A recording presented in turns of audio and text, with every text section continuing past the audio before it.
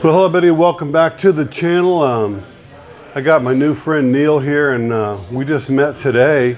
He's one of my subscribers, and he tells me he's from St. George, Utah. I lived in St. George where I lived in St. George, and he was there in the 90s, the same time I was living there, and I owned the Outer Limits skating rink, and he said he actually came to my skating rink, and so we probably saw each other back in the 90s.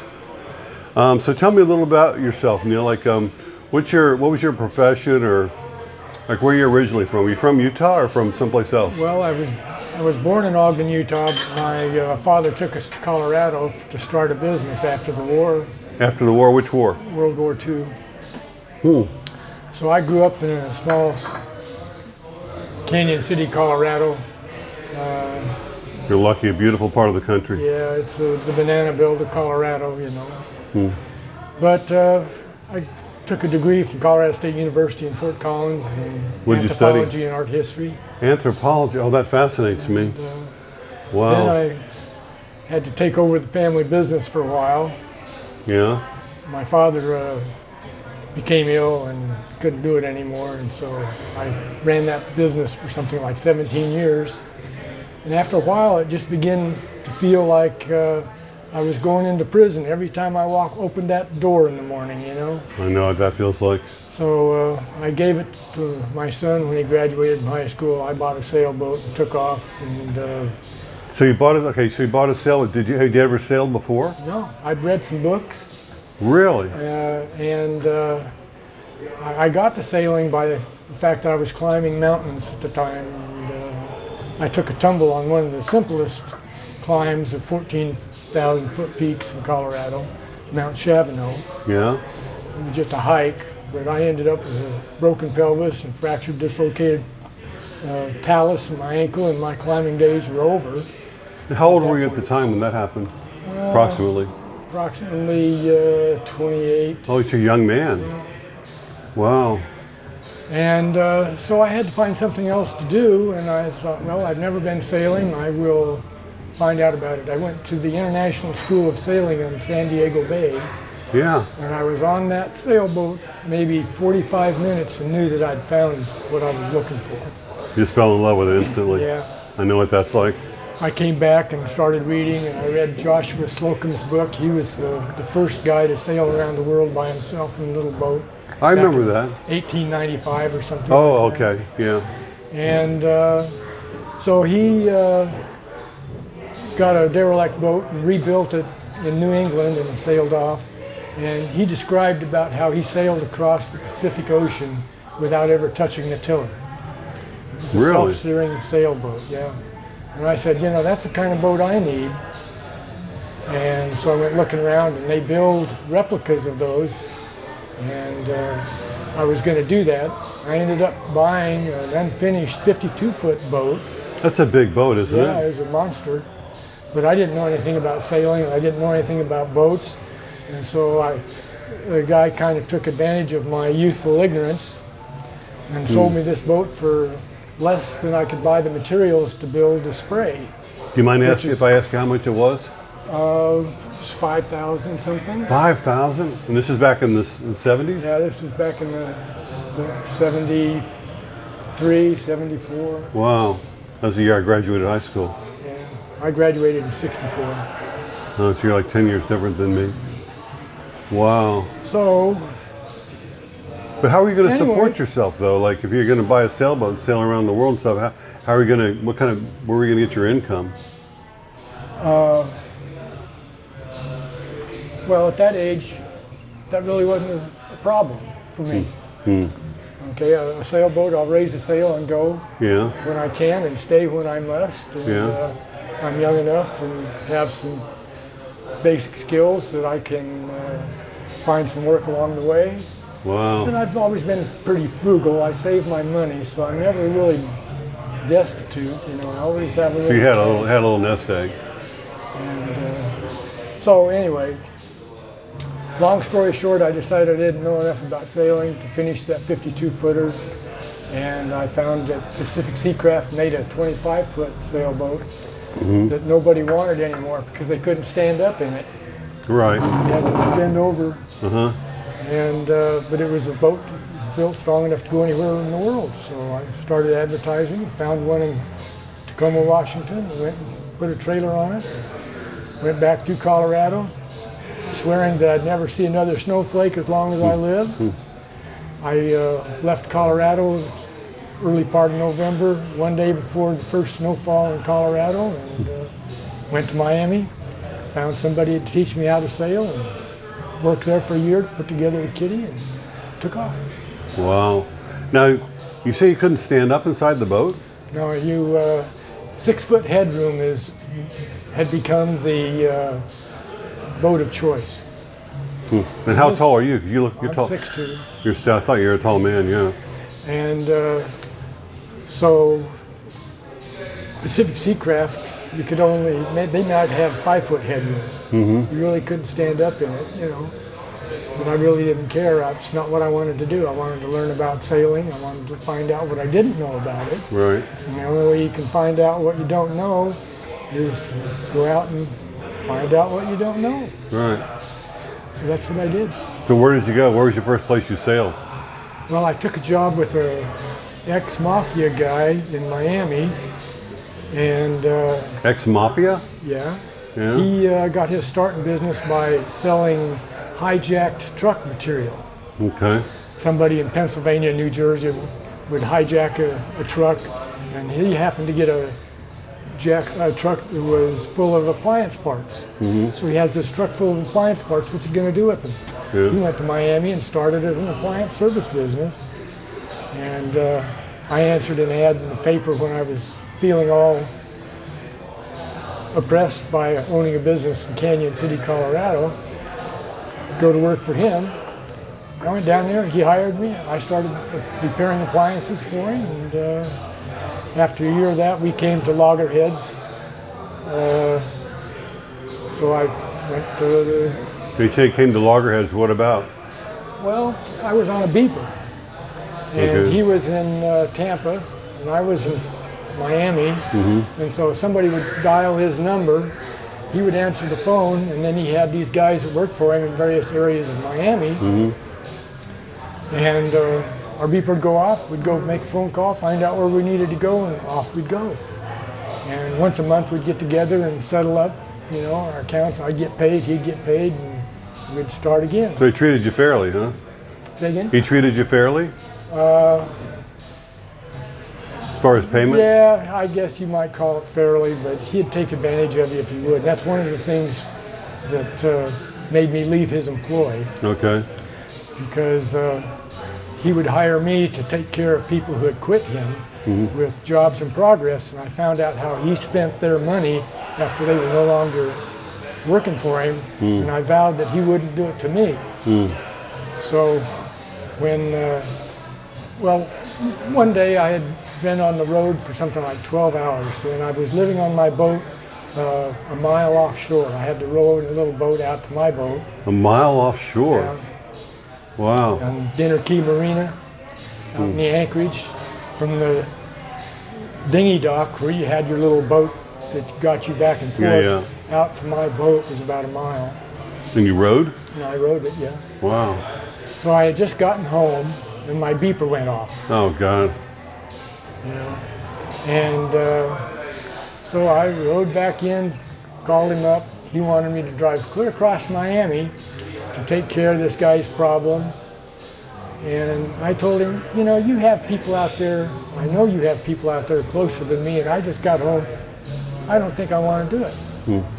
And he didn't like to take no for an answer, you know. So at that point, our relationship began to deteriorate.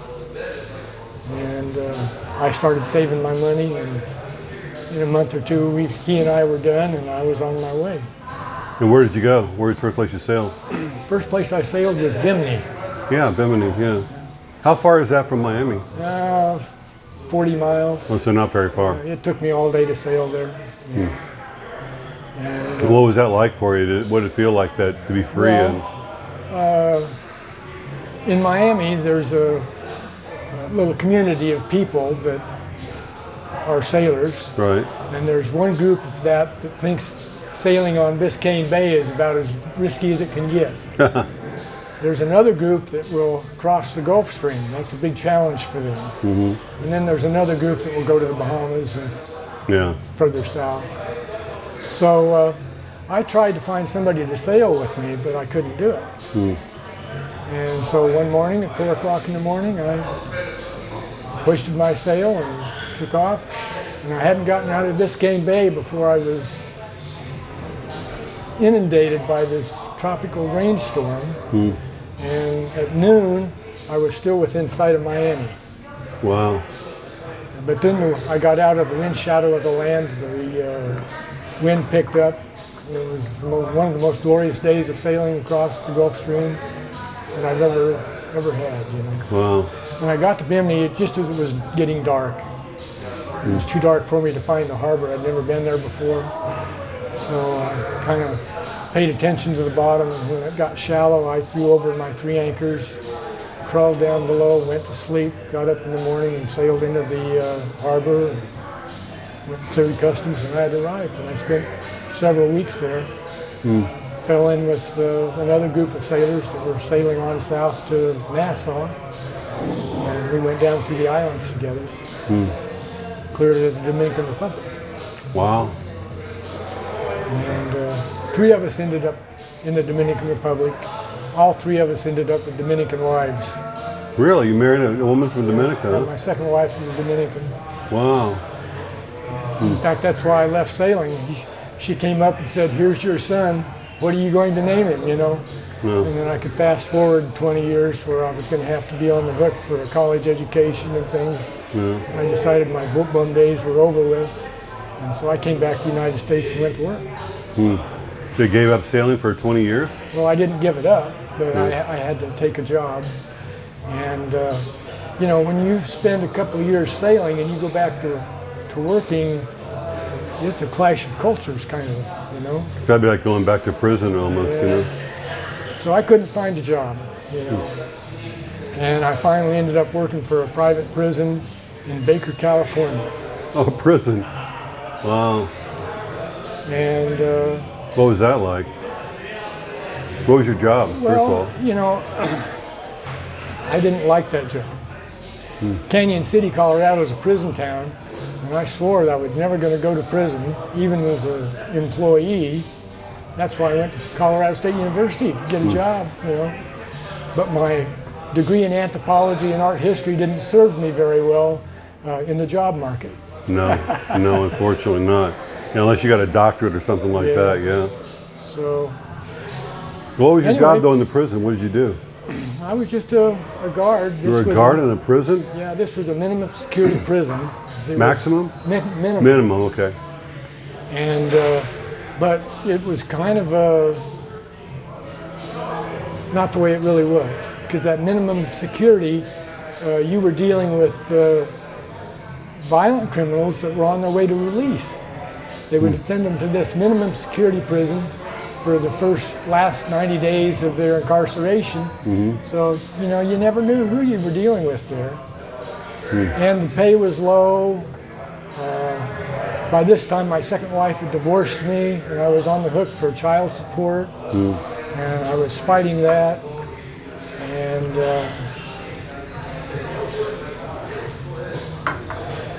the state of California confiscated all my savings.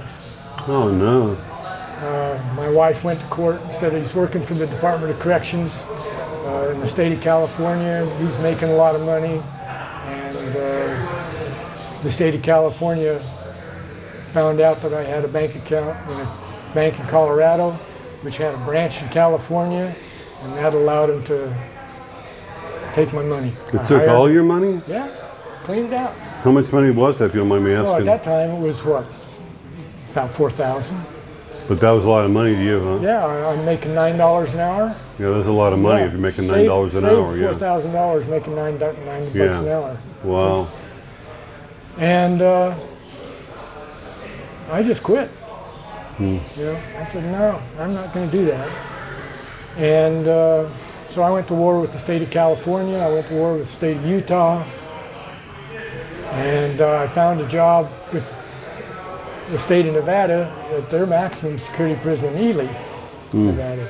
they couldn't find anybody to work there. It's one of the most remote towns in the lower 48. It's 200 miles to the nearest civilization. Really? And it was a Wild West institution, you know.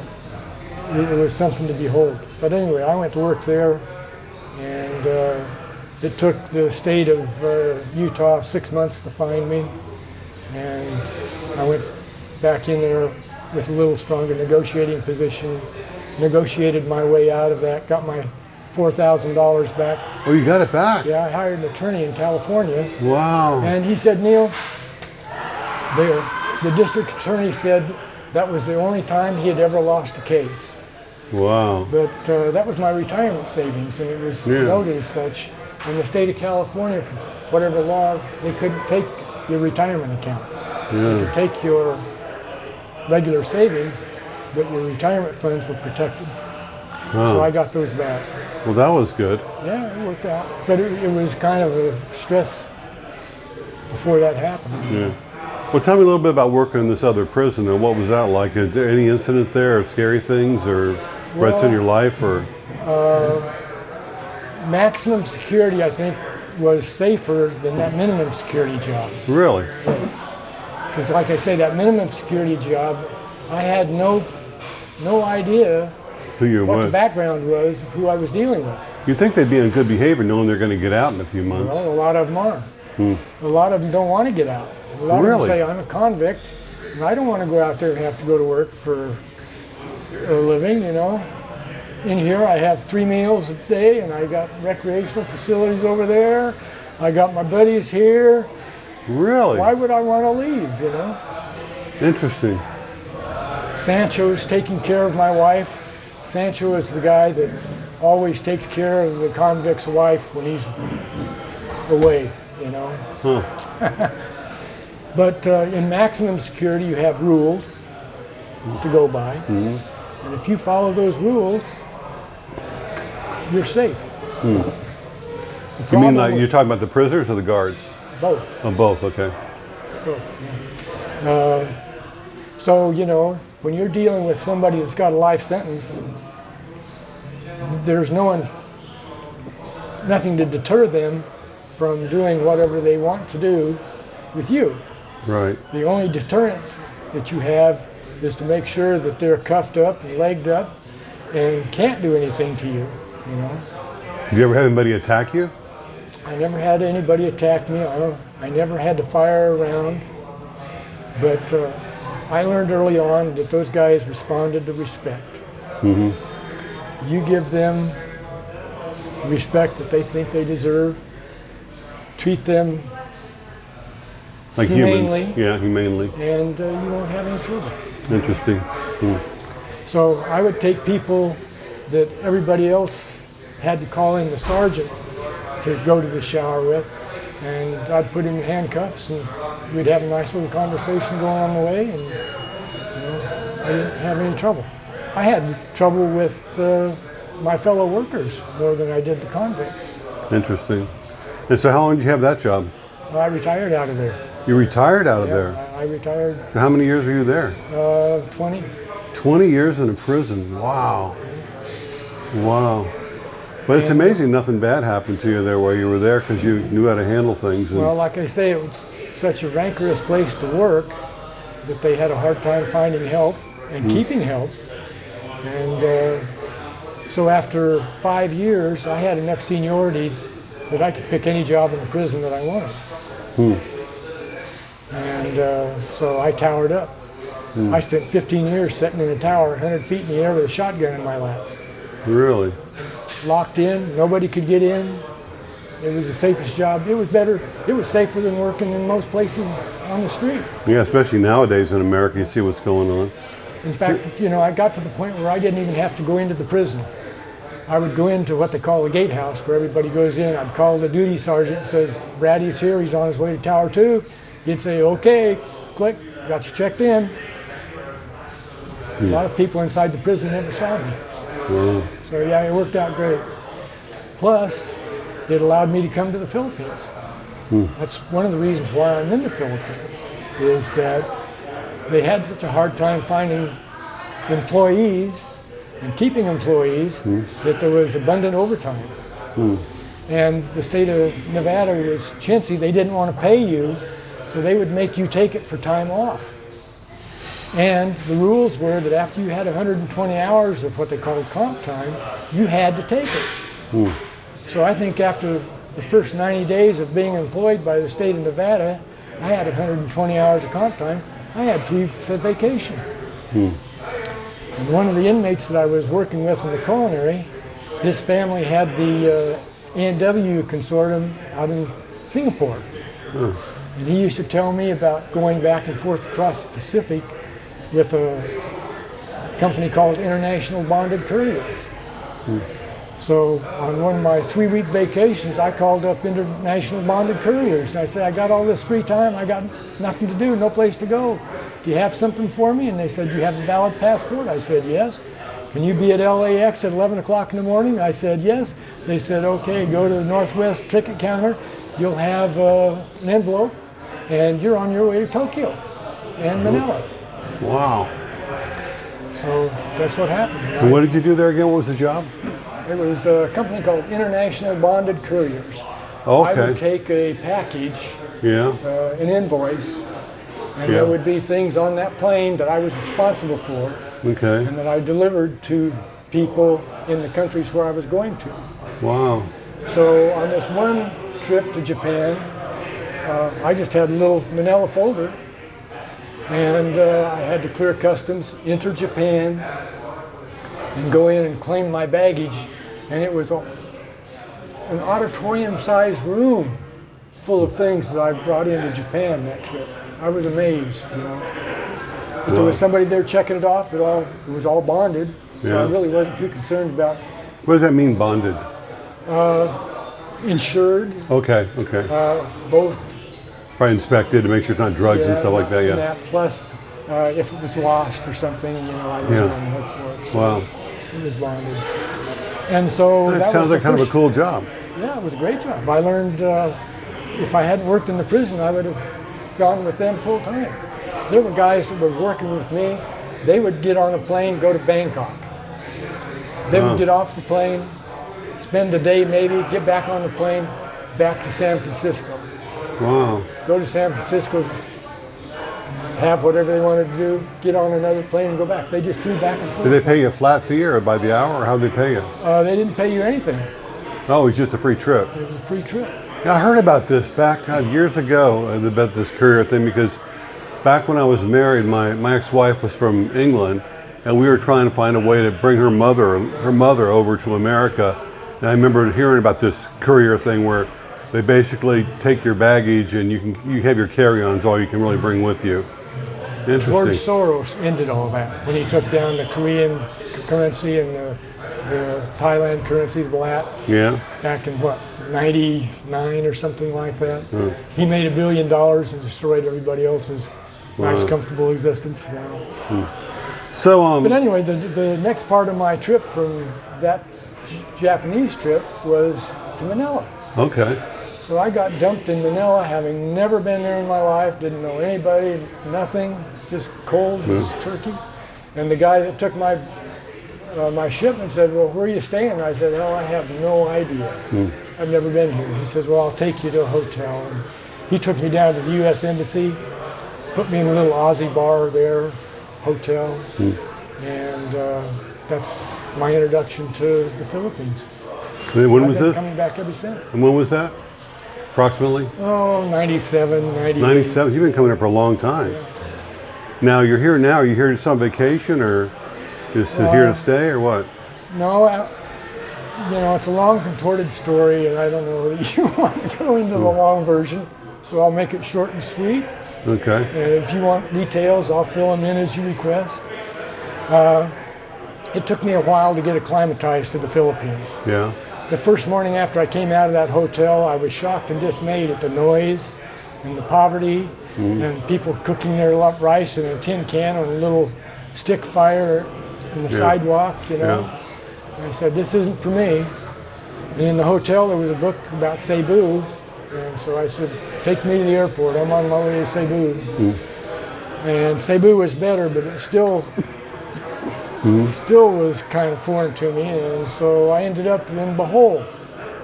I got to Bohol, and it was beautiful. Clear water right at the dock. Little tricycles taking people to places, and I had one take me to the captain's manor, and they put me up. A week later, I was pretty much acclimatized. I came back to Cebu, started finding my way around, you know, with things people do in Cebu, single guys do in Cebu, and that's life. My 3 weeks was up. I went back and started working more overtime, and was back as soon as I could get back. And so this time, how long are you going to stay here this time? Well, I've been here since November. Oh, wow. Okay. And I've developed a thyroid problem, and that happened back in April when I was here. When I first met you here in April, that was just beginning, and they wanted me to wait until February for an appointment with an endocrinologist in St. George, Utah. Okay. And so I was dealing with physician's assistants there, and one of them finally broke down and said, you know, we deal with your kind of a problem, but with surgery. And I said, no, we're not doing that. So. You mind me asking how old you are? I'm 76. Wow, you look great for 76. Yeah, I feel good too. I don't, you know, I tell everybody I've got 40 years of being 36. That's about how old I feel. Well, that's good. Now, were you ever a smoker or anything like that? No, never smoked. Very light drinker. Well, I was a heavy drinker in college. Yeah, well, everybody was, yeah. And yeah, no bad habits. Sleep well. I've always been active. I was climbing mountains, then I was a sailor, and so I've always been living outdoors. Now, do you have you say you have a sailboat down in Mexico now? Yeah, I have. In fact, I have 2 boats in San Carlos, Mexico. Wow. A little 20-footer, which is my favorite boat of all.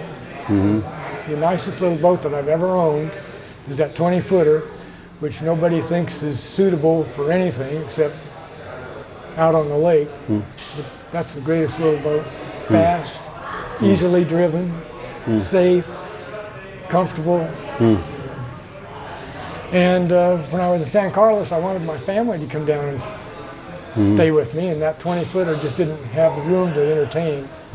So I bought a bigger boat, and it's down there in dry storage, and it hardly ever leaves dry storage because I like that little 20-footer. Do you think you'll be going back down to Mexico anytime soon, or?